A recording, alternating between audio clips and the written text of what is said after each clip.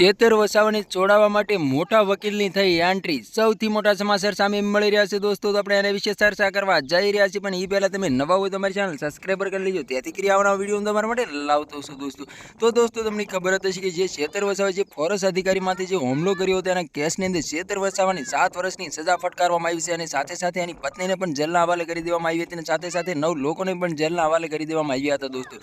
તો તમને ખબર હતી કે 2 તારીખે જ મોટી સભા રાખવામાં આવી હતી શેતર વસાવાની। એમ કહેવાય છે કે જે સભા રાખવામાં હતી એ સભાની અંદર આદિવાસી સમાજના લોકો એટલા બધા આવ્યા હતા કે વાત જ ના પૂછો દોસ્તો, પગ મૂકવાની પણ જગ્યા નથી દોસ્તો। અને નારા પણ લગાવી રહ્યા હતા કે જેલ કા તાલા તૂટેગા, શેતર વસાવા છૂટેગા, નારા પણ લાગી રહ્યા હતા દોસ્તો। જે શકુંતલાબેન હતા એની સાથે 15 દિવસનું બાળક હતું, એ સભા રાખવામાં આવી હતી। ત્યાર પછી હાઈકોર્ટ દ્વારા શકુંતલાબેનને જામીન પણ આપ્યા હતા અને જેલની બહાર પણ આવી ગયા છે, એવા પણ સમાચાર સામે મળી રહ્યા છે દોસ્તો। તો તમને ખબર હતી કે ડેડિયાપાડાના કિંગ તરીકે શેતરભાઈ વસાવા ઓળખાય છે દોસ્તો, અને શેતર વસાવા જનતા માટે હંમેશા માટે અવાજ પણ ઉઠાવતો હોય છે અને જનતાને ન્યાય પણ અપાવતો હોય છે। અને શેતર વસાવા ઘણીવાર શેતર વસાવાની અટકાયત પણ થતી હોય છે અને ઘણીવાર શેતર વસાવા જનતા માટે જેલમાં પણ જઈ ચૂક્યા છે દોસ્તો। તો તમને ખબર હતી કે અત્યારે સોશિયલ મીડિયા પર નત નવી ક્લિપો અને વિડીયો સામે મળી રહ્યા છે દોસ્તો। આદિવાસી સમાજના લોકો અત્યારે આવ્યા છે મેદાનની અંદર કે શેતર વસાવા જેલની બહાર આવવા જોઈએ, શેતર વસાવાને ન્યાય મળવો જોઈએ। શેતર વસાવાને ન્યાય નહીં મળે તો શેતર વસાવા પાછળ અમે 4000 લોકો જેલમાં પણ જવા તૈયાર છીએ દોસ્તો। તો હાલ અત્યારે ઘણી બધી ક્લિપો અને વિડીયો સામે મળી રહ્યા છે દોસ્તો।